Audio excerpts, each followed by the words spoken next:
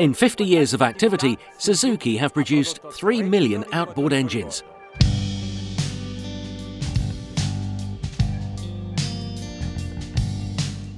The Japanese builder first launched onto the market with a 5.5 horsepower, 98 cubic centimetre engine.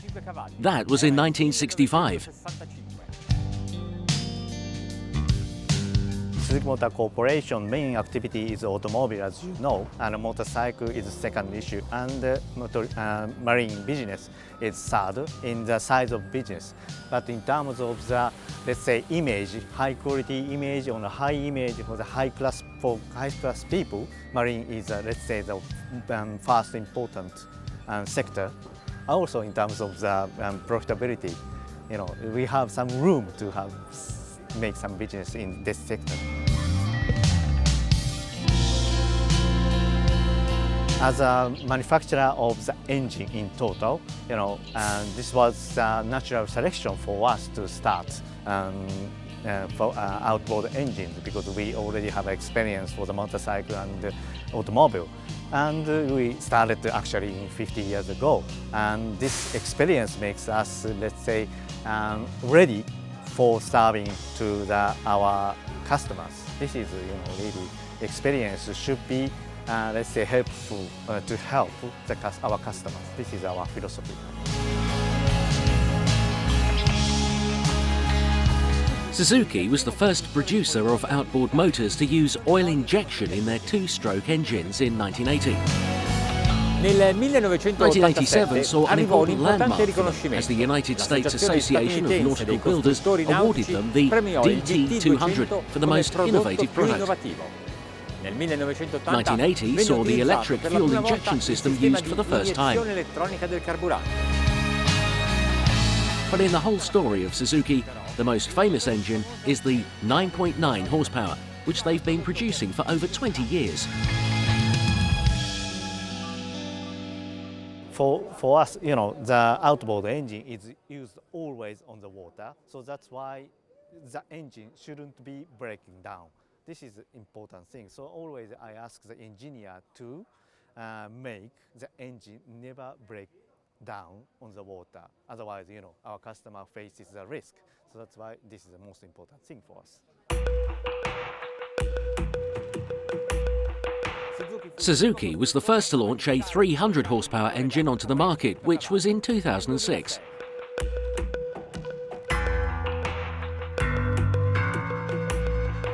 And today their catalogue includes 26 models, from a 2.5 horsepower to the 300 horsepower. The smallest, the 2.5 horsepower, is a very light outboard, which can come with a long-stemmed shaft for sailboats.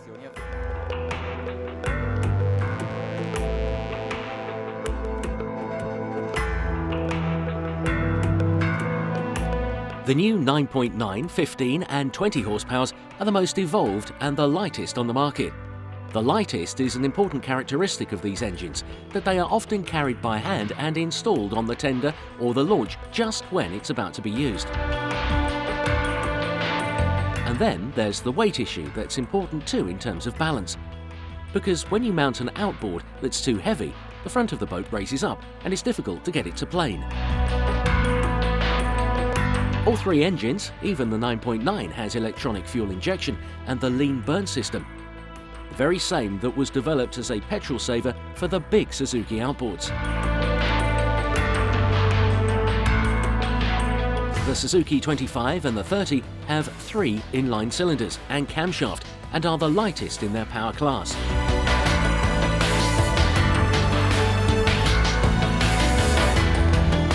Both have a 499 cubic centimetre block engine and design that minimises energy loss. For example, these are the first engines for their class with roller bearings on the equalisers of the camshaft, which greatly reduce the friction. The 40 horsepower is a robust engine. Just think, it can get up to 60 horsepower.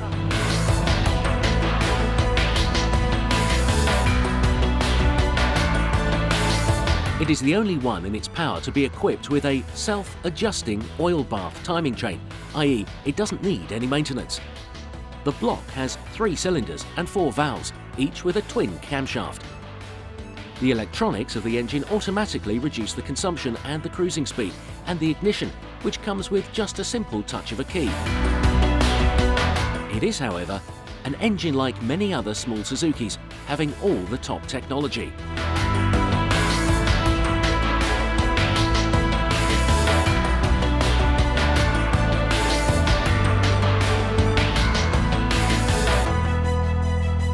Also, the technology is, let's say, easier to introduce in the bigger engine. But anyway, it's coming down to the smaller engines. Always we are watching that segment, which is very important for us also. So we use same technology from the top model to the bottom range. This is our, policy for that.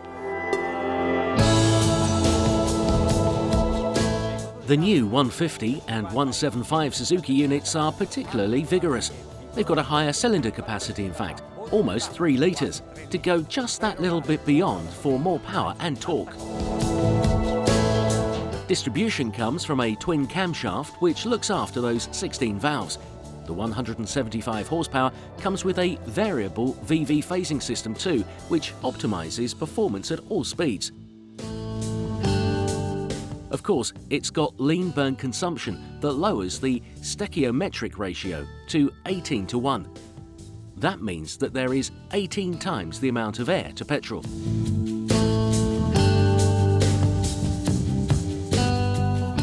The weight of the engine on the transom is determined by the axis of the boat. That's why Suzuki has planned that its balance point barycenter of the engine is the closest possible to the barycenter of the boat. How? Misaligning the crankshaft in respect to the transmission shaft. In practice, in other engines, the crankshaft is found at this point, i.e., furthest away.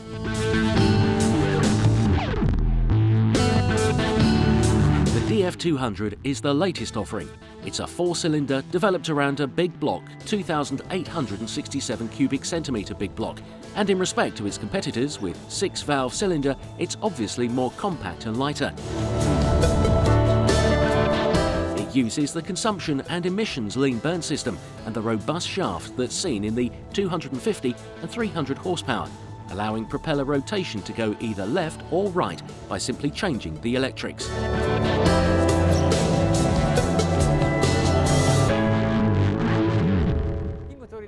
The 250 and 300 horsepower engines have an advanced, digitally electronic sequential injection system with lean burn.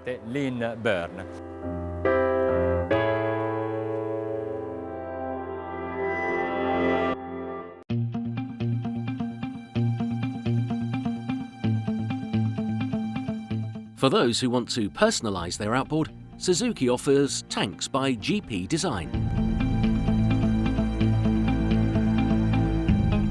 That 50 years, the market still, it's not big enough. Maybe, not everyone can enjoy the world of the Nautica. So I hope in the next 50 years, of course, we try to supply the best quality of the product, but I like that people, or nearly all people, can enjoy this activity on the water. 50 years have gone since Suzuki built the first outboard, and today these engines are so high-tech, it would be a sin not to use them.